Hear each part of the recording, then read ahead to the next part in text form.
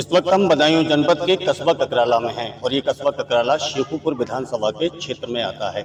इस वक्त हमसे बातचीत करने के लिए पूर्व विधायक शेखुपुर से धर्मेंद्र शाह और पप्पू भैया मौजूद हैं, जो ककराला अपने कार्यकर्ताओं से व्यक्तिगत मुलाकात करने के लिए कार्यकर्ता सम्मेलन में शामिल हुए हैं। आइए विधायक जी से बात करते हैं।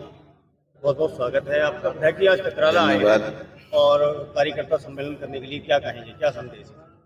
आज अशरफ अंसारी जी उर्फ छोटे, ये अंसारी समाज जनसंपर्क अभियान के तहत आज ये कार्यक्रम में हम शिरकत ले करने आए हैं।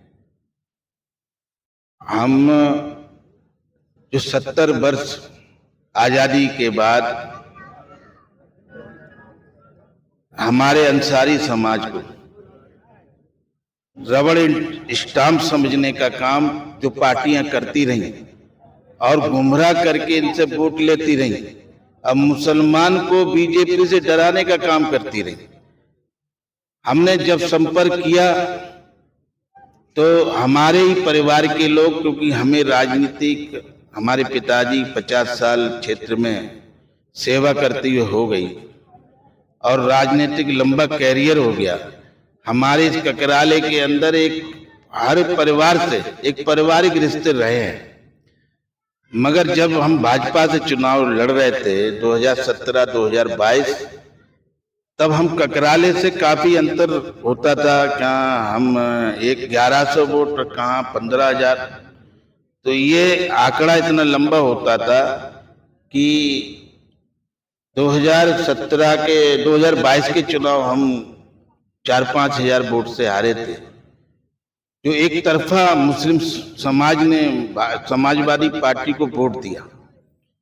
तो हमने आज उनसे कहा, समाज में बैठे अंसारी समाज के हम अपने भाइयों में बैठे, तो हमने कहा आप सब लोग मिलके, क्योंकि पार्टी का मूल मंत्र है सबका साथ सबका विकास,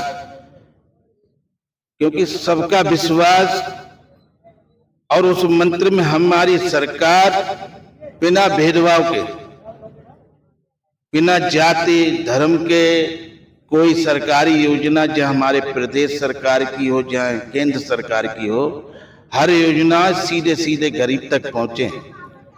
क्योंकि वो पार्टी का मंत्र है। मंत्र ये है कि पंक्ति के सबसे पीछे खड़ा व्यक्ति जिसके पहनने को चप्पल नहीं है और कपड़े तन पे कपड़े नहीं है और खाने को अन्न नहीं है, हम उसके चेहरे पे जब तक मुस्कान ना आ जाए, जब तक हम हमारी पार्टी चुप बैठने वाली नहीं है।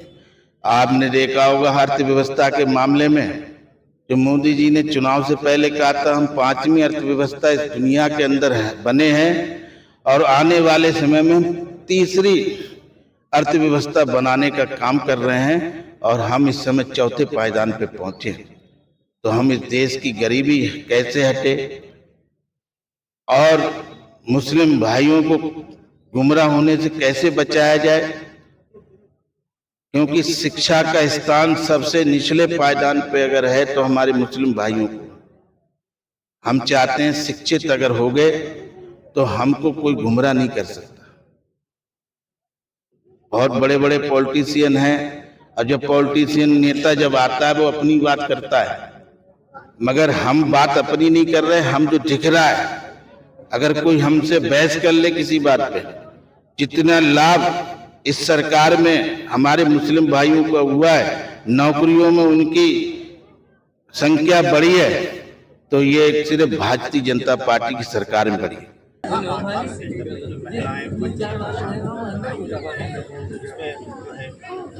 आधार कार्ड बनाने की डाकघर में होना चाहिए, लेकिन डाकघर में या किसी बैंक में बात करके